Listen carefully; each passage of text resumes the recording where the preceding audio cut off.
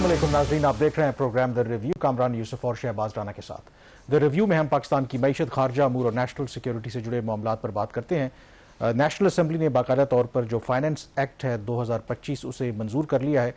वैसे तो बजट के ऊपर हमने डिस्कशंस की थी, लेकिन बैन अल-अक़वामी मंजरनामे पर जो डेवलपमेंट्स हो रही थी तो बहुत तफसीली हमने डिस्कशन नहीं की, लेकिन इम्पॉर्टेंटली अब ये जो बजट पास हुआ है और आसानी से हुकूमत को किसी मुश्किलात का सामना नहीं करना पड़ा, क्योंकि जो उनके इत्तेहादी हैं खास करके पीपल्स पार्टी, अदरवाइज वो जितने बयानात देते रहे लेकिन at the end of the day उन्होंने इस फाइनेंस बिल के हक में वोट दिया और ये कोई 17.6 ट्रिलियन का जो बजट है वो अप्रूव किया गया है।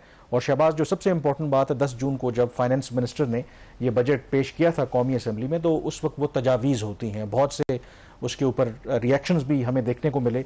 अब जब ये फाइनल फाइनेंस बिल हमारे सामने आ गया है तो 10 जून की जो बजट तकरीर है, जो बजट प्रपोजल्स फाइनेंस मिनिस्टर ने दिए थे नेशनल असम्बली में और अब ये जो अप्रूव हुआ है, क्या मोर और लेस वही फाइनेंस बिल है या कोई तब्दीलियां की गई हैं इसमें? कामरान, एक तो आपने जैसे बोला कि हम बजट के ऊपर डिटेल में डिस्कशन नहीं कर सके कि बजट के खदोखाल तो उस पर सब बात करते हैं, लेकिन बजट की डायरेक्शन क्या है, हुकूमत की प्रायोरिटीज़ क्या होंगी अगले माली साल में, उसके हवाले से हमारी डिटेल बात नहीं हुई। एक तो आज वो थोड़ा सा इस पर ब्रीफली बात करेंगे। तकरीबन 90% प्लस ये वही फाइनेंस बिल है जो पेश हुआ था, लेकिन चंद बड़ी तब्दीलियां इसके अंदर की गई हैं। 3 नए टैक्सेस भी लगाए गए हैं, जिसको मैं कहता हूं कि एक मिनी बजट है 36 अरब रुपए का। हुकूमत कहती है कि नहीं, बजट पास होने से पहले मिनी बजट नहीं आ सकता, तो इसको आप समझे उसी का ही हिस्सा है जो हमने पहले टैक्स इकदाम किए तो उसी में शामिल कर लें इन 3 इकदाम को भी। उसके अलावा कुछ नई टैक्स मराद भी दी गई हैं मखसूस और पावरफुल तबके को, या वो कि जो वेल कनेक्टेड अशराफिया पाकिस्तान को, उनको कुछ फर्दर मराद दे दी गई हैं। उन लोगों को भी जिनको शायद इसकी जरूरत ही नहीं है, लेकिन फिर भी चूंकि उनके कनेक्शन है तो वो मराद ले जाते हैं। और मैं सिविलियंस की बात कर रहा हूँ, इस्टेब्लिशमेंट के लोगों की बात नहीं कर रहा। उसके साथ से कुछ ऐसी चीज़ें थी जो काफ़ी कंट्रोवर्शियल थी, जिसमें जो टैक्स फ्रॉड है, उस टैक्स फ्रॉड के केस में किसी शख्स का गिरफ्तार होना, ये एक बहुत ही कंट्रोवर्शियल एक चीज़ थी। वो इसके ऊपर काफ़ी बैक एंड फोर्थ नेगोशिएशंस भी हुई पाकिस्तान पीपल्स पार्टी की और PMLN की। और जो चौथी एक कंट्रोवर्शियल चीज़ थी, कुछ इन्फोर्समेंट के तहत इन्होंने इकदाम करने थे उसके हवाले से कि एक जो नाहल शख्स की एक नई डेफिनेशन इंट्रोड्यूस करवाई गई है कानून के अंदर, और फिर उसके तहत इन्होंने जो उनकी कुछ इकोनॉमिक ट्रांजैक्शंस बंद करनी थी, क्या वो बंद कर सके या नहीं कर सके। तो ये वो चंद बड़ी चीजें हैं जो आगे तो मेरे ख्याल में इन डिटेल डिस्कशन करेंगे, बट आपने कहा कि ओवरऑल इस बजट की डायरेक्शन क्या है? देखिए, पिछले साल जब बजट आया था, जो इस गवर्नमेंट का पहला बजट था, वो एक मखसूस हालात में आया था। पाकिस्तान उस वक्त दिवालिया उनके बहुत करीब था, IMF के प्रोग्राम में हमने जाना था, उसकी रिक्वायरमेंट थी एक सख्त बजट पास करना, बेतहाशा रिकॉर्ड नए टैक्सेस 1300 अरब रुपए के लगाना, जो कि हाईली इन्फ्लेशनरी था। ये वाला जो बजट है ये उस तरीके से इन्फ्लेशनरी बजट नहीं है। इसमें कुछ नए जहां पे टैक्स इकदाम हुए हैं तो कुछ इन्होंने किसी जगह पे टैक्सेस में कमी भी की है, चाहे वो नेशनल टैरिफ पॉलिसी के तहत कमी की हो, कुछ तनख्वाहदार तबके को मामूली सी जो है रिलीफ दे दी, जिसको आप कह सकते हैं ऊँट के मुंह में जीरा, वो चलें, रिलीफ है, इंक्रीज नहीं है।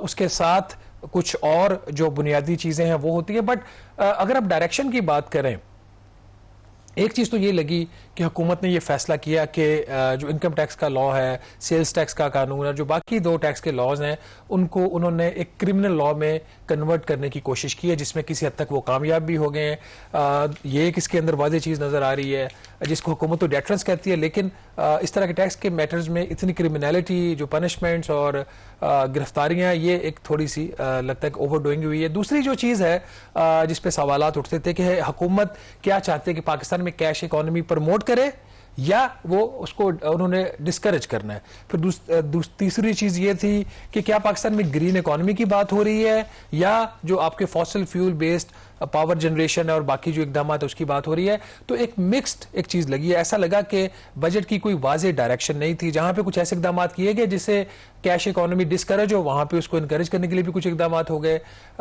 जैसे आपने डिजिटल सर्विसेज के ऊपर टैक्सेशन हो गई, जो नई बिल्कुल लोग डिजिटाइजेशन की तरफ जा रहे थे, ऑनलाइन प्लेटफॉर्म का इस्तेमाल कर रहे थे, ई कॉमर्स की तरफ जा रहे थे, जिसको किसी स्टेज पे टैक्स होना ही था, लेकिन अभी इसका टाइम नहीं आया था। मतलब फिस्कल कंसोलिडेशन की तरफ, क्योंकि अभी भी आप IMF के प्रोग्राम है और अपनी मईशत को उस तरीके से खोल नहीं सकते, तो क्या इस बजट के अंदर वो फिस्कल कंसोलिडेशन नजर आती है या गवर्नमेंट कहीं ना कहीं उनको टेम्पटेशन है कि मईशत को थोड़ा खोला जाए? نہیں بالکل بھی اس میں ٹیمپٹیشن نظر نہیں آ رہی. اس لحاظ سے یہ بجٹ فسکل سائڈ پہ اس لحاظ سے ٹھیک ہے کہ جو بجٹ کے خسارے کا ہدف رکھا ہے وہ کافی ٹائٹ رکھا ہے انہوں نے. اچیو ہوتا ہے یا نہیں ہوتا بٹ اس کو ایک انہوں نے ریئلسٹکلی چیزوں کو خرچوں کو کم کرنے کی کچھ جگہوں پہ کوشش کی ہے, کچھ جگہوں پہ خرچے بڑھائے بھی گئے ہیں. جیسے نیشنل اسمبلی کے بجٹ میں تو کچھ معمولی سی انہوں نے کمی کی ہے بٹ سینٹ کے بجٹ میں کافی اضافہ دیا گیا ہے, پریزیڈنسی کے بجٹ میں اضافہ دیا گیا, سپریم کورٹ آف پاکستان کے بجٹ میں اضافہ, کچھ اور اس طرح کے اداروں کے بجٹس میں اضافے کیے گئے ہیں. دوسری سائڈ پہ بہت ٹائٹ بھی رکھا گیا ہے. جو ڈیولپمنٹ پروگرام پچھلے سال کا تھا اس کے مقابلے میں کم انہوں نے پی ایس ڈی پی کے لیے پیسے رکھے. دفاع کے لیے جو ہے 20% زیادہ انہوں نے رکھا بجٹ. اس کی وجہ آپ کو پتا ہے کہ جو انڈیا کی وار تھی.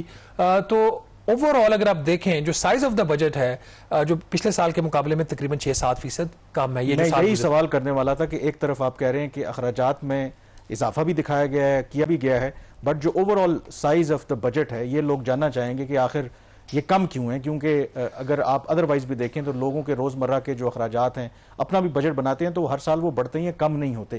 اس کیس کے اندر اوور آل آپ نے بجٹ کا سائز کم ہے, بٹ اگر آپ ادروائز پریزیڈنسی کی بات کی, پرائم منسٹر ہاؤس کی بات کی, باقی جو جتنے ہیڈز ہیں اس میں ہمیں اضافہ دیکھنے کو مل رہا ہے, تو یہ ایک ڈفرنس کیوں ہے؟ اس سال جو ختم ہونے جا رہا ہے یہ منڈے والے دن 30 جون کو جو قرضوں کے اوپر سود کی ادائیگی تو اس کے لیے 9,800 ارب روپیہ رکھا گیا تھا, جس کی بنیادی وجہ جو شرح سود تھی وہ 22% تھی جو اس وقت کم ہو کے 11% پر آ چکی ہے. اگلے مالی سال میں اس کے لیے پیسہ رکھا گیا 8,200 ارب روپیہ. تو تقریباً آپ کو یہاں پہ ایک واضح کچھ 1,600 ارب روپے کی ایک کمی صرف قرضوں کے اوپر سود کی ادائیگی میں نظر آ رہی ہے, جس میں حکومت کا کوئی کمال نہیں ہے. شرح سود زیادہ تھی تو بجٹ زیادہ ہو گیا, کم ہوگی تو اس کا خرچہ کم ہو گیا. اس کے علاوہ باقی انہوں نے ہر جگہ پہ انکریز کیا ہے. پچھلے سال 18,900 ارب روپے کا بجٹ تھا, اس سال جو ہے وہ 17,600 ارب روپے کا بجٹ ہے.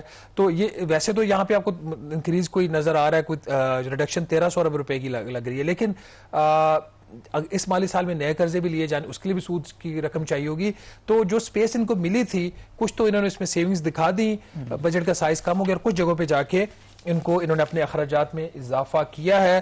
ایکسپینڈیچرز کی کامران بائی اینڈ لارج سب کو پتہ ہے 8,200 ارب روپیہ جو ہے وہ سب سے بڑا خرچہ جو ہے سود کی ادائیگی اگلے مالی سال میں تقریباً 46% یہ بجٹ کا بنتا ہے. دوسرا بڑا خرچہ آپ کا 2,550 ارب روپے کا دفاع کے اوپر ہے. اس کے علاوہ 742 ارب روپے کی ملٹری پینشن ہیں جو اس کا حصہ نہیں ہے. کچھ اور بھی خرچے ہیں جس کا بھی ہم یہاں پہ ذکر نہیں کر رہے بٹ لوگوں کو پتہ ہے ان خرچوں کا بھی. تیسرا جو بڑا خرچہ آپ کا بجٹ کے اندر ہوتا ہے وہ سبسڈیز ہیں, تقریباً اس کا بھی کوئی 1,200 ارب روپیہ ہے. پھر پینشنز جو ہے 1,000 ارب روپے سے زیادہ ہو گئی ہیں. پی ایس ڈی پی جو ہے وہ 1,000 ارب روپے کا ہے.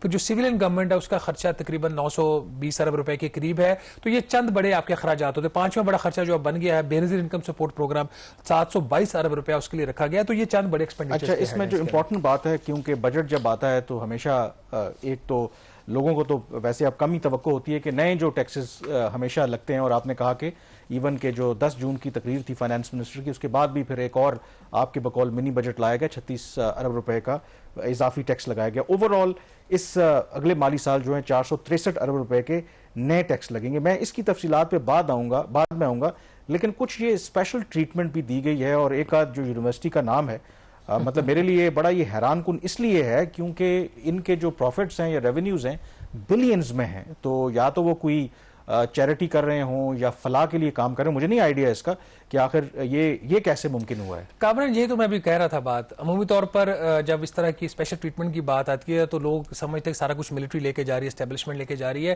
لیکن اگر آپ انکم ٹیکس کا لا اٹھا کے دیکھیں تو اس میں جو مراد دی گئی ہیں اس میں سیولینز کی مراد شاید ملٹری سے بھی زیادہ ہوں جو اس قسم کی دی گئی ہیں. تو اب نام ہم ناظرین آپ کے سامنے رکھتے تھے جن کو اسپیشل ٹیکس ٹریٹمنٹ دیا گیا اس بجٹ میں. کچھ تو جو اناؤنسمنٹس تھی وہ آگے تھی. 12 جون کو یہ چند اور نام ایڈ کیے گئے ہیں جن کی آمدن کے اوپر آپ سمجھے کہ ٹیکس نہ ہونے کے برابر ہے, یا وہ ٹیکس کریڈٹ لے لیں گے یا ان کی آمدن جو ہے وہ ایگزامپٹ ہو جائے گی. بیکن ہاؤس نیشنل یونیورسٹی کو انہوں نے اسپیشل ٹیکس ٹریٹمنٹ دیا ہے. فیڈرل ضیاءالدین یونیورسٹی اس کو اسپیشل ٹیکس ٹریٹمنٹ دیا گیا ہے اس بجٹ میں. اور پنجاب پولیس ویلفیئر آرگنائزیشن کو ایک اسپیشل ٹیکس ٹریٹمنٹ دیا گیا ہے. پھر جو چوتھا اس میں جو نام شامل کیا گیا وہ آرمی کا جو بینوولنٹ فنڈ ہے یہ شہداء کے لیے اس کا استعمال ہوتا ہے, یہ ایک اسپیشل ٹیکس ٹریٹمنٹ دیا گیا. لیکن یہاں پہ چونکہ یہ ہمارے جو شہداء ہیں ان کے لیے تو شاید اس کی کوئی جسٹیفیکیشن بنتی ہے, بٹ نیشنل جو بیکن یونیورسٹی ہے اس کو انکم ٹیکس میں خصوصی مراد دینا اس کی کوئی سمجھ نہیں آتی. آپ کو پتہ ہے کہ بیکن ہاؤس کی جو فیس ہیں وہ سارا اپنی جگہ پہ ہیں, لیکن چونکہ یہ قانون کا حصہ بن گیا تو ہم آپ کے سامنے یہ نام رکھ رہے ہیں. اس کے علاوہ جو ایک اور اسپیشل ٹیکس ٹریٹمنٹ دیا گیا NLC نیشنل لاجسٹک سیل کو، عمومی طور پر جو ٹھیکے ہوتے ہیں، کانٹریکٹس ہوتے ہیں، اس کے اوپر 8 سے 9% اس کا جو پرائس ہوتی ہے اس کا حکومت ایک ٹیکس لیتی ہے منیمم. بٹ NLC کے کیس میں یہ جو اس کی اماؤنٹ ہے، جو پرسنٹیج ہے ٹیکس کی، وہ 3% ہوگی. تاہم اگر اس کی ایکچوئل ٹیکس لائبلٹی اس سے زیادہ ہوئی 3%، تو یہ 3% منیمم ہے. اگر اس سے بھی زیادہ ہوئی تو پھر اس کو جو اسٹینڈرڈ انکم ٹیکس کا ریٹ ہے 29%، وہ پے کرنا پڑے گا. تو کامران، یہ کچھ اہم ادارے تھے جن کو انہوں نے مراد دی ہیں.